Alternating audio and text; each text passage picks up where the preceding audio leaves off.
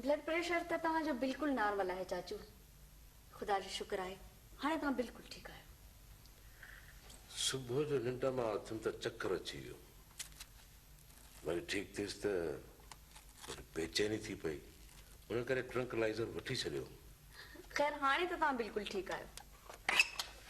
शुक्र अल्लाह जो। चाचू हाणे अवां सफ़र करण बिल्कुल घटाए छॾियो। हाणे अवां जी तबियत बिल्कुल इहो बर्दाश्त नथी करे। हाँ धीअ, वक्त आयो तो सफर करण छॾे ॾींदुमि। इहा आदत आहे न, चवंदा आहिनि त आदत उज़्व हूंदी आहे। तूं मुंहिंजी तबियत खां चङी तरह वाक़ुफ़ आहीं राणी। हा कंदो न आहियां, जे कंदो आहियां त उहा न में न मटिजंदी आहे। तव्हां जे नई तबियत ई त तव्हांखे नुक़सान पहुचायो आहे चाचू। हाँ धीअ,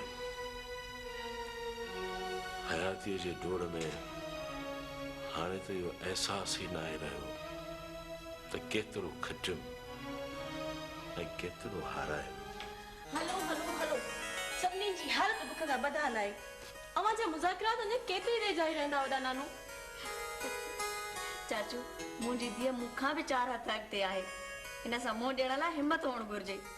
ऐं उहा वॾे नानू वटि आहे। हा न नानू? बिल्कुलु आहे। नानू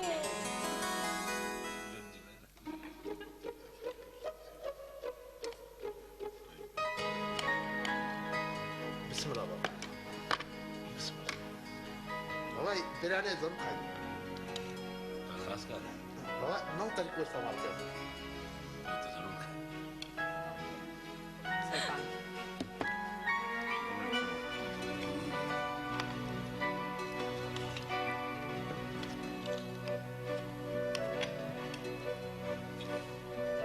खाओ खाओ खाओ।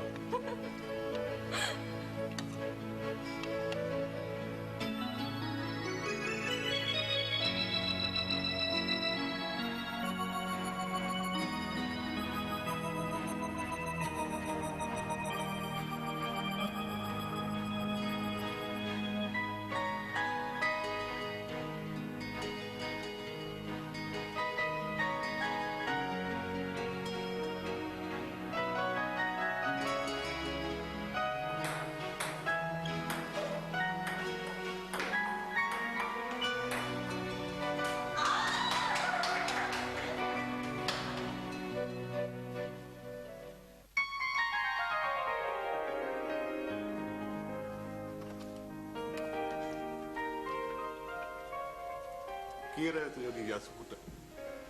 मज़ेदार बाबा, खूब कचेरी कईसीं ऐं रांदी बि वठे खेॾीसीं। Very good. पापा के मिस कयो हिते? पापा ये भी का पुछण जहिड़ी ॻाल्हि आहे? हूअं बि वॾड़नि जी कचहरी एॾी त फैसिनेटिंग हूंदी आहे जो चङा ख़ासा विसरे वञनि। बेगम साहबा मूंखे अवांजी ख़बर आहे, पर मूं इहो सवाल पंहिंजी धीअ खां पुछियो आहे। मम्मा तव्हां त हुननि खे जवानी में ॾिठो हो, इहे तॾहिं बि अहिड़ा ई हुआ? ओ यस, बाबा त हमेशह घटि ॻाल्हायो ऐं रोबदार।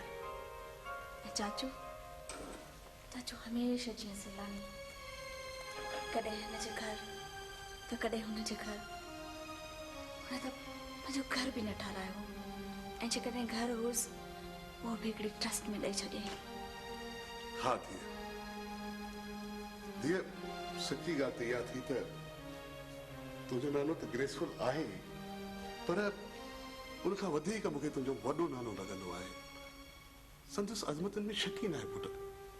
हमेशह हिते हुते रहियो, शादी बि न कयईं। कॾहिं हिन जे घर त कॾहिं हुन जे घर। ऐं जेकॾहिं सभ खां वधीक कंहिं वटि रहियो हूंदो त उहो असांजे घर। ऐं बाबा संदसि अचण ते हमेशह ख़ुशि थींदा आहिनि। 2 सालनि खां हिक ॿिए सां गॾु आहिनि, पर मम्मा हुननि शादी छो न कई? कमाल यासू, न्याणियूं अहिड़ियूं ॻाल्हियूं न आहिनि पुछंदियूं। पर मां त ज़रूरु पुछंदीमांसि। हाणे जेको बि वच मिलियूं न त पहिरें सवाल इहो ई कंदमि त वॾा नानू